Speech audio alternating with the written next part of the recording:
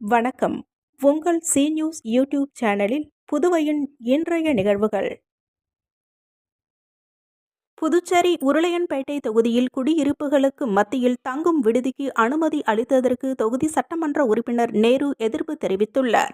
புதுச்சேரி உருளையன்பேட்டை தொகுதிக்கு உட்பட்ட அம்மன் கோவில் வீதியில் புதிய கட்டிடம் கட்டப்பட்டுள்ளது. அதில் தங்கும் விடுதி அமைப்பதற்காக பணிகள் நடைபெற்று வருகின்றன. மேலும் தங்கும் விடுதிக்காக அனுமதியை நகராட்சி உள்ளிட்டவை வழங்கியுள்ளதாகவும் கூறப்படுகிறது.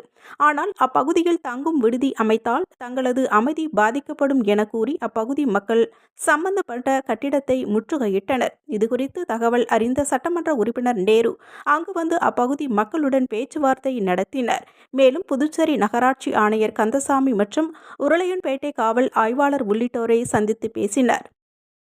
அப்பொழுது பொதுமக்களுக்கு இடைஞ்சலாக உள்ள விடுதிகளுக்கு அனுமதி தர எதிர்ப்பு தெரிவிக்கப்பட்டது. மக்களிடையினை பரிசீலிப்பதாக அதிகாரிகள் தெரிவித்ததை தொடர்ந்து போராட்டம் கைவிடப்பட்டது. இத்துடன் உங்கள் சி நியூஸ் யூடியூப் சேனலின் புதுவையின் இன்றைய நிகழ்வுகள் நிறைவடைந்தன. வணக்கம்.